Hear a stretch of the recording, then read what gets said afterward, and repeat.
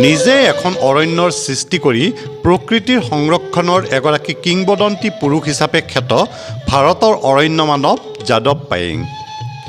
যোৱা 12 বছৰ কাল তেওঁ প্ৰকৃতি সংৰক্ষণৰ সজাগতা সৃষ্টিত আগভাগ লৈ আহিছে। অকল অসমতে নহয়, পৃথিৱীত বিভিন্ন দেশত গছ সংৰক্ষণৰ বাবে কাম কৰি অহা পায়েং ডাঙৰীয়াই বিভিন্ন বঁটা বাহনেৰে অসমৰ নাম উজ্বলাবলৈ সক্ষম হৈছে। শেহতীয়াভাৱে এইগৰাকী অসম গৌৰৱ যাদৱ পায়েঙক ভাস্কৰ ৰত্ন বঁটাৰে সন্মানিত কৰা হৈছে। নলবাৰীৰ কুমাৰ ভাস্কৰ বৰ্মা সংস্কৃত আৰু পুৰাতন অধ্যয়ন বিশ্ববিদ্যালয়ত আয়োজিত এক অনুষ্ঠানত তেওঁক এই বঁটাৰে সন্মানিত কৰা হয়। বিশ্ববিদ্যালয়খনৰ প্ৰাক্তন ছাত্ৰ-ছাত্ৰীসকলে তেওঁক প্ৰথমবাৰৰ বাবে এই বঁটা প্ৰদান কৰে। বিশিষ্ট প্ৰকৃতিবিদগৰাকীক এই বঁটা প্ৰদান কৰে ভাৰতীয় সেনাৰ প্ৰাক্তন ব্ৰিগেডিয়াৰ ৰঞ্জিত বৰঠাকুৰে। বঁটা গ্ৰহণ কৰি দিয়া ভাষণত পায়েঙে প্ৰকৃতি সংৰক্ষণৰ ক্ষেত্ৰত ভালেমান গুৰুত্বপূৰ্ণ বক্তব্য আগবঢ়ায়। অনুষ্ঠানত উপস্থিত থাকে জিলা আয়ুক্ত বৰ্ণালী ডেকা, বিশ্ববিদ্যালয়খনৰ উপাচাৰ্য প্ৰহ্লাদ আৰ যোশী, লগতে আন কেইবাগৰাকীও বিশিষ্ট ব্যক্তি। বঁটা গ্ৰহণ কৰি তেওঁ কি কৈছিল আহকচোন শুনো।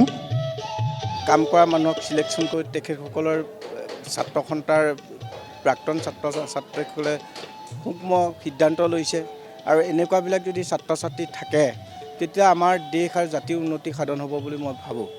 আৰু বঁটা বিতৰণ লৈ থাকিলেতো সময়টো গুচি যায়, সেইকাৰণে বঁটা বিতৰণতকৈ মোৰ আবিত গৈ যদি তেওঁলোকে অধ্যয়ন কৰিবলৈ কৈছোঁ তেতিয়াহ'লে গম পাব। সেইকাৰণে আশা ৰাখিছোঁ সময়বোৰ বহিছে, কাৰণ এই 12 বছৰ অহা 2024 চনত 22 এপ্ৰিলত ধৰিত্ৰী দিৱসৰ মোৰ 12 বছৰ পূৰা হ'ব।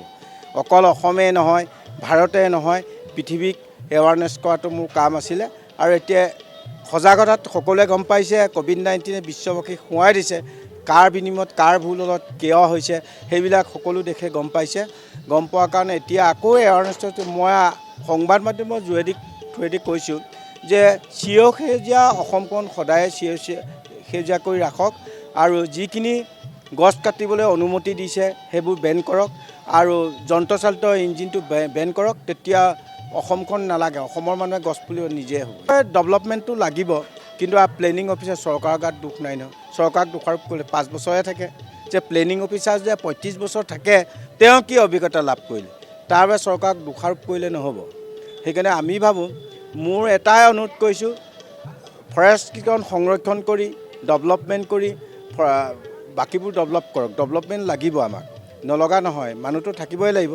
সেইকাৰণে মানুহ নামৰ প্ৰজাতিটো যাতে গছ গছনি কাটি বেছিকৈ ধ্বংস কৰিব আৰু যন্ত্ৰচালিত ইঞ্জিনটো বেন কৰি দিলে তেতিয়া আৰু মানুহে ঘৰ বনাবই। এজোপা গছ কাটিলে এমাহ লাগে, এই 5 মিনিটত কিমান গছ কাটি দিয়ে সেই মেচিনটো।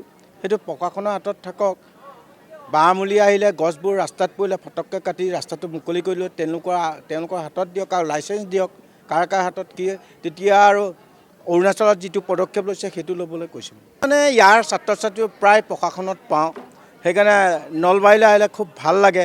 ল'ৰা ছোৱালীবোৰৰ উৎসাহ উদ্দীপনা মনোযোগবিলাক দেখিলে পঢ়াৰ পৰা ধৰি চব কামত মই পাওঁ কাৰণে মানে ধন্যবাদ দিওঁ। খেলা ধূলাৰ পৰা চব আছে, আৰু উন্নতি হওক। মেডামৰ লগতো কথা পাতিছোঁ, DC বাইদেউৰ লগত, যে এনেকুৱা চৰ চাপৰি বহুত ইয়াতো আছে, সেইটো কেনেকৈ কি পুলি ৰুলে কি হ'ব।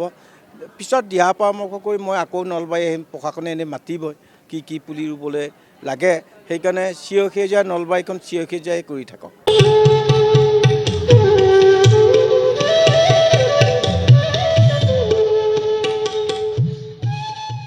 যদিহে আপোনালোকে ভিডিঅ'টো চাই ভাল পাইছে তেনেহ'লে চেনেলটো ছাবস্ক্ৰাইব কৰাৰ লগতে লাইক, কমেণ্ট আৰু শ্বেয়াৰ কৰি যেন।